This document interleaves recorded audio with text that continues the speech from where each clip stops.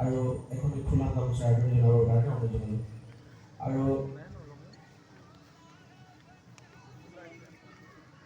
আমাৰ কাকপথাৰ কেন্দ্ৰীয় ৰাজহুৱা ৰঙালী বিহু সন্মিলনৰ এগৰাকী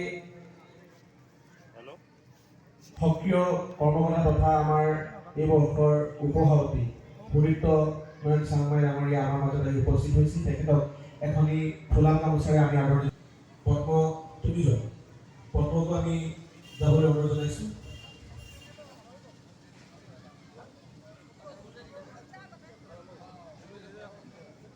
আমাৰ বিহু উদযাপন সমিতিৰ আমাৰ কৰ্মকৰ্তা আমাৰ ঋতু কুমাৰ মৰাণ আছে, তেখেতক আমি এখন ফুলাম গামোচাৰে আদৰণি জনাম আৰু এখন পতাকা উত্তোলন কৰিবৰ কাৰণে অনুৰোধ জনাইছোঁ।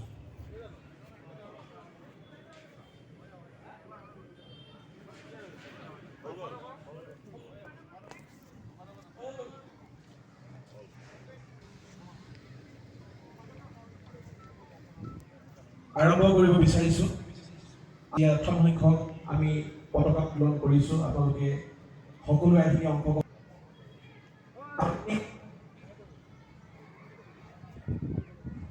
আজি আমি সমাপন কৰি বুলিছিলোঁ।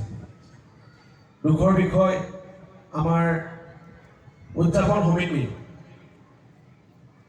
অন্যতম পৃষ্ঠপোষক অসম চৰকাৰ প্ৰাক্তন মন্ত্ৰী জগদীশ ভূঞাদেৱৰ মাতৃ বিয়োগৰ কাৰণে আমিও স্পৰ্শন তেওঁলোকে কোনো ব্যক্তিগত কাৰণত আৰু কোনো স্পৰ্শ হৈ যোৱাৰ কাৰণে যি নহওক আমি গৌৰৱোজ্জ্বল 58 সংখ্যক কাকপথাৰ কেন্দ্ৰীয় ৰাজহুৱা ৰঙালী বিহু সন্মিলনৰ আজি প্ৰথম কাৰ্যসূচী পতাকা উত্তোলন কাৰ্যসূচী আমি আৰম্ভ কৰিব বিচাৰিছোঁ। আমাৰ সন্মানীয় সভাপতি ডাঙৰীয়া আমাৰ বিহু উদযাপন সমিতিৰ মূল পতাকাখনৰ ওচৰলৈ যাবৰ কাৰণে আমি আহ্বান জনাইছোঁ।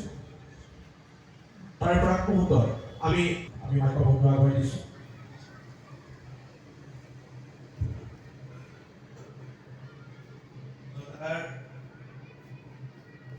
আমাৰ পতাকা উত্তোলন কাৰ্যসূচী আমি প্ৰথম কাৰ্যসূচী ৰূপায়ণ কৰিব খুজিছোঁ। আজি এই পতাকা